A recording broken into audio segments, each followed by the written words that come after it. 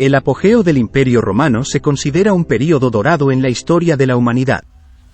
Pero además de las magníficas festividades, los discursos de los senadores, las conferencias de los pensadores antiguos, las luchas de gladiadores y las carreras de carros, también estaba la vida cotidiana de los habitantes de la ciudad. Y algunas de las características de su vida pueden sorprender e incluso escandalizar a una persona moderna.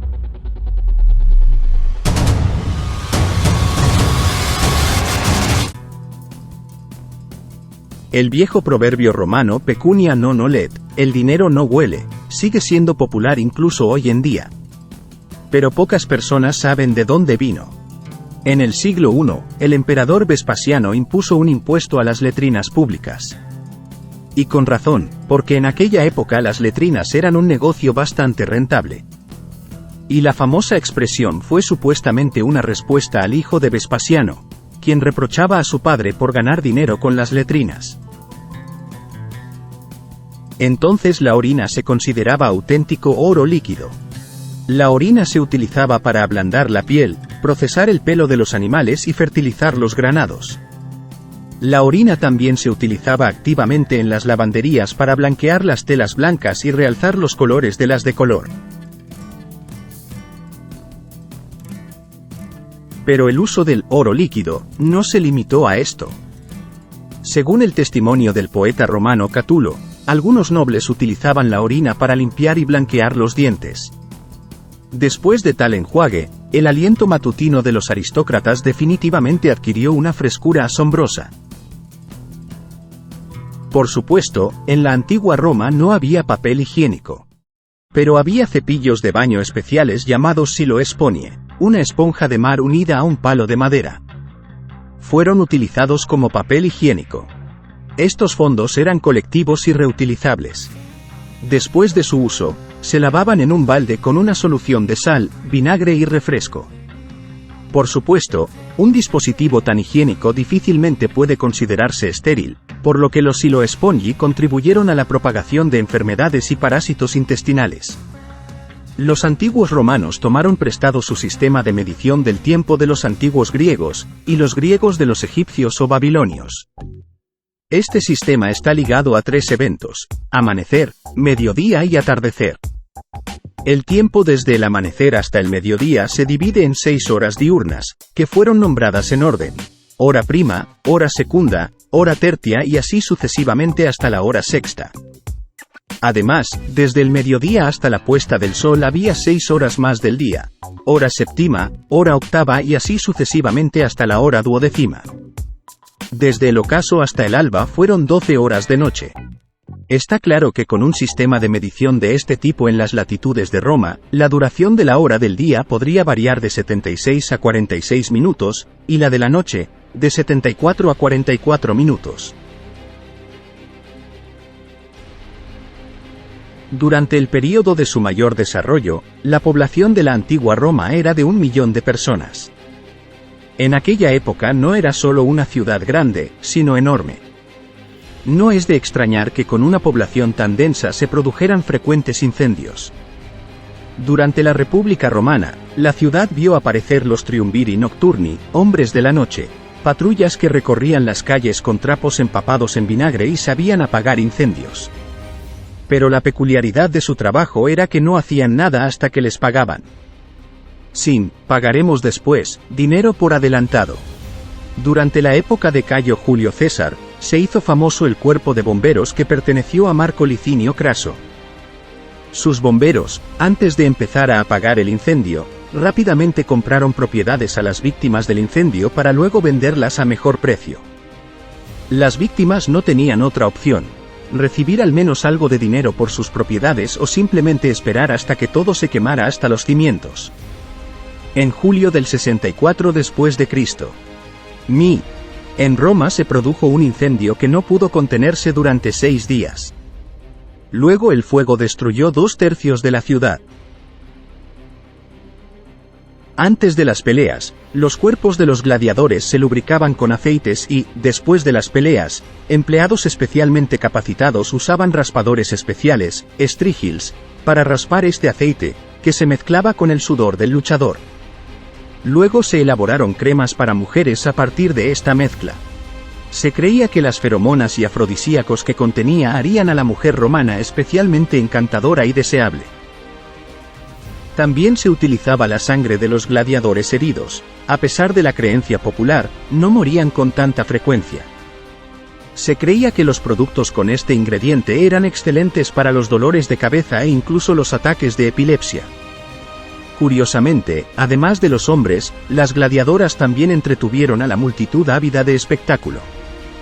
Hubo un tiempo en que fueron comparadas con las amazonas y llamadas gatos salvajes.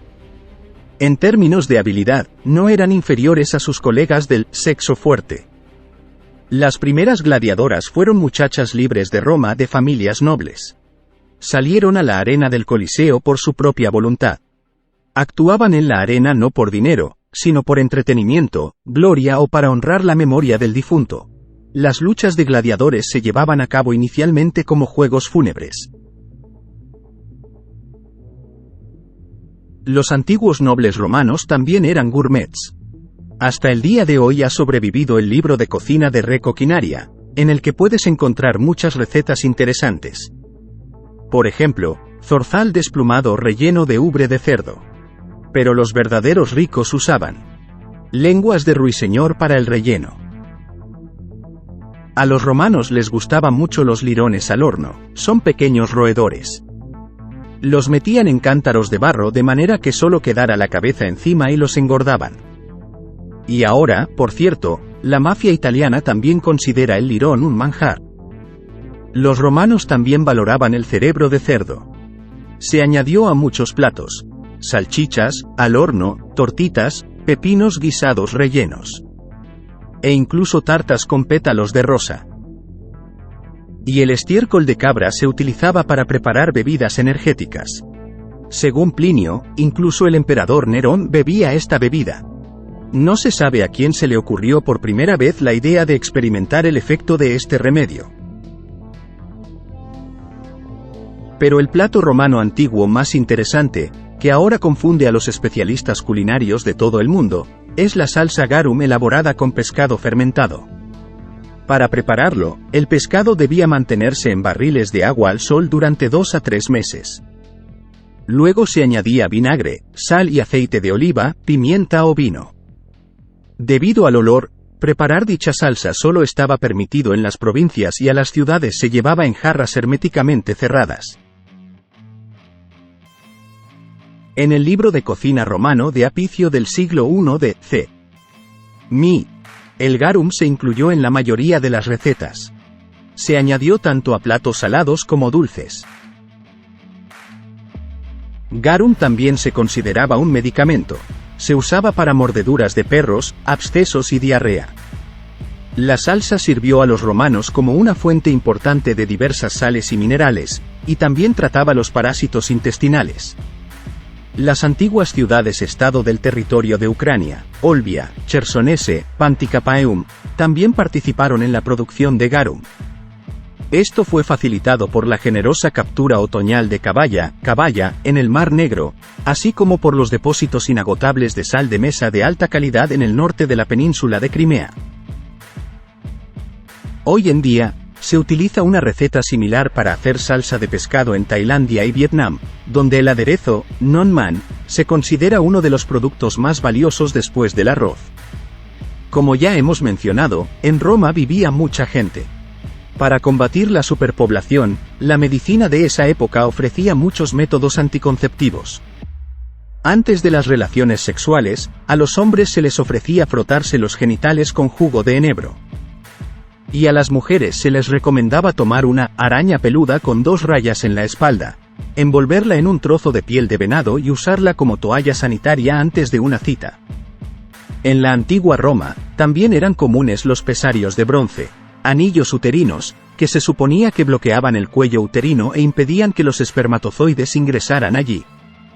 Pero se consideraba que el remedio más valioso para los embarazos no deseados era el silfio, una planta del género Ferula de la familia Apiaceae, que crecía en el norte de África, que podían provocar abortos espontáneos.